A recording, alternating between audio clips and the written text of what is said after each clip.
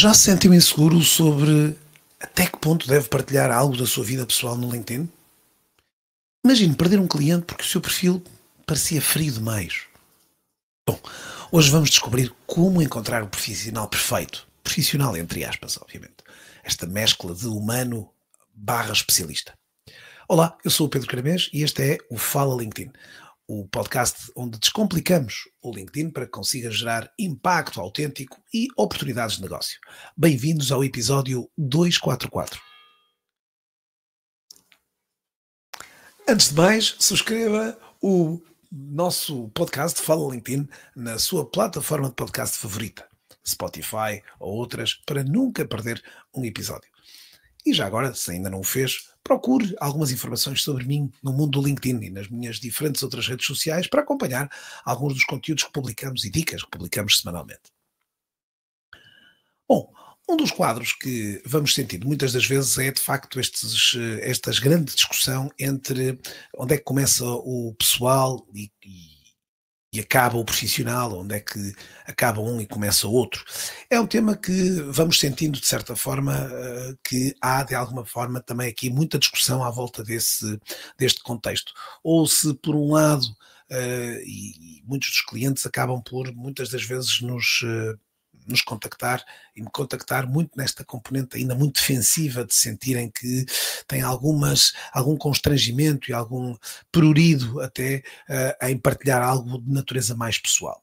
A verdade é que temos sentido, e este último ano em particular, há de facto aqui um quadro de maior partilha de conteúdos de natureza pessoal, muito motivado também por um crescente também número de publicações relacionadas com os temas da inteligência artificial e também, se calhar, publicações mais artificiais ao trazerem aqui conteúdos gerados por todas estas diferentes IAs. E, portanto, é este equilíbrio que vamos, de alguma forma, procurar aqui estabelecer durante este episódio. Alguns palavrões que habitualmente ficam associados a estas matérias. O primeiro é o palavrão que em inglês tem a designação de oversharing. Ou seja, esta palavra do oversharing, para quem conhece um pouco da língua inglesa, que está diretamente associado ao facto de partilharmos às vezes detalhes demasiado até intimistas que podem causar até algum desconforto por parte dos utilizadores. E às vezes até este oversharing também associado às vezes a conteúdos que se calhar não acharíamos nós não estarem enquadrados numa rede profissional como o LinkedIn. Por outro lado, os utilizadores que têm exatamente um domínio oposto de undersharing, ou seja, utilizadores que não têm, portanto, evidenciam na sua grande maioria conteúdos de natureza muito, profissional, sem qualquer veiculação de outro tipo de atividades e alguns até meros regurgitadores de publicações da própria empresa. E, portanto, neste contexto aqui, eu diria que hoje em dia o profissional no LinkedIn deve ter aqui uma fusão destas duas realidades. Se por um lado uma realidade mais pessoal, até no limite com algum tom de conversa mais informal, e um tom mais profissional, demonstrando muitas das vezes aqui contextos ligados à sua área, à sua indústria, à sua área de atividade, à sua empresa, onde de alguma forma estão aqui associados. Este equilíbrio hoje é, obviamente, um fator relevante, na medida em que as pessoas hoje, claramente, e é isso que a gente vai testemunhando nas próprias sessões formativas, as pessoas querem fazer negócios ou trabalhar com quem gostam, com quem confiam, até com quem sentem alguma vibração positiva sobre esta matéria. E, portanto, vermos hoje em dia um conteúdo que traz aqui sempre um eco muito profissional, muito exclusivamente técnico, pode, obviamente, não passar exatamente essa mensagem.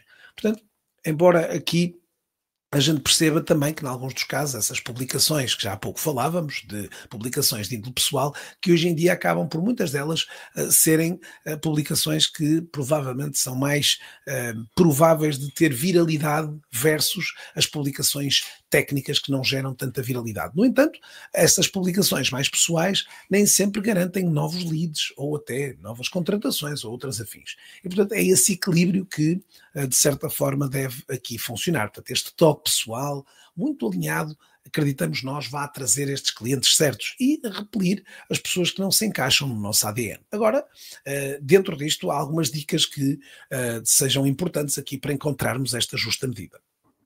E aqui, isso leva-nos, em muitos dos casos, a pensar com que frequência é que vamos encaixar aqui no LinkedIn esse tipo de publicações ou esse tipo de mensagens aqui. Seja tentando, de certa forma, mostrar muitas das vezes um bocadinho do tal lado B do profissional, mas que continuamos a achar que é exatamente integrado dentro deste espectro de profissional que nós aqui falamos. Isso leva também muitas das vezes a percebermos se faz ou não sentido acreditarmos aqui num quadro onde também podemos partilhar convicções e pontos de vista. Isso sim é um fator importante, embora algumas dessas convicções podem muitas das vezes criar uma falsa imagem ou até alguma imagem ou alguma convicção que hoje possa perturbar também aqui o posicionamento do profissional com temas às vezes demasiado sensíveis. É importante ponderar naturalmente se alguns desses, e normalmente aqui os temas clássicos, sejam hoje em dia, infelizmente, dos conflitos aqui à escala mundial, sejam também situações relacionadas com questões políticas, são alguns temas que hoje às vezes aqui geram alguma fratura também do ponto de vista da imagem, da identidade dos utilizadores. Claro que muitas destas componentes, às vezes aqui vemos muitas partilhas de pequenos episódios do dia a dia que são importantes aqui, algo que é revelador muitas das vezes de alguma manifestação muito positiva e de muita satisfação ou de grande satisfação por muitas das vezes aqui uma determinada conquista que parecia difícil.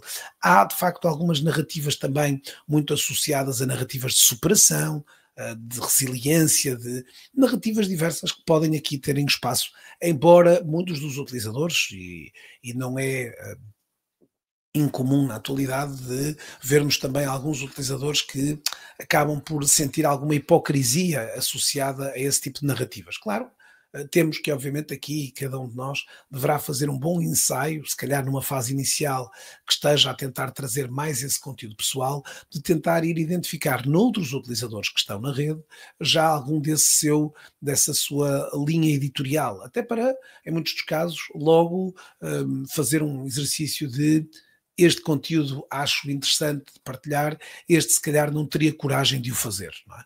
E, portanto, testa um bocadinho estes limites, tentando perceber o que é que se sente à vontade para publicar, e se não se sente à vontade, comece com conteúdos, e muitas das vezes aqui o utilizador sente que, Pedro, não consigo fazer um vídeo, não consigo publicar uma imagem. Pronto, comece com outras opiniões, outras reações a outros conteúdos, às vezes que não os ponham verdadeiramente nesse contexto.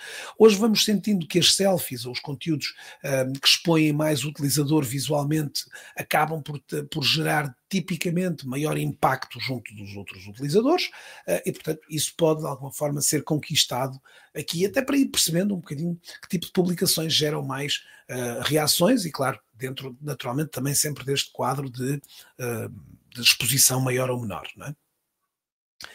Nestas circunstâncias há, como vos disse, muitos exemplos e olhar hoje, percorrer o feed de notícias é encontrar muitos casos, exatamente, sejam eles de sucesso, sejam eles de insucesso, que também ajudam a passar um bocadinho essa perspectiva e aqui, sem ser demasiado às vezes emocional, alguns acabam por criar, mas pronto, aqui a narrativa cada um irá trazer aqui um storytelling muito adequado às suas diferentes áreas. Há, naturalmente, as publicações que maior impacto geram, tipicamente também são publicações que suscitam a interação, convidam à interação, e aqui importante colocar publicações que envolvam questões, que envolvam perguntas, estimulando sempre o utilizador a participar também de todas elas. Portanto, há, obviamente aqui, recapitulando, esta definição do oversharing versus undersharing, e portanto aqui esta noção que temos de nos expor e de nos colocar, a importância deste profissional que hoje tem exatamente esta mescla de conteúdos pessoais e profissionais, e estas dinâmicas de ir fazendo crescer aqui esta confiança de forma gradual para estes mesmos conteúdos aqui na rede.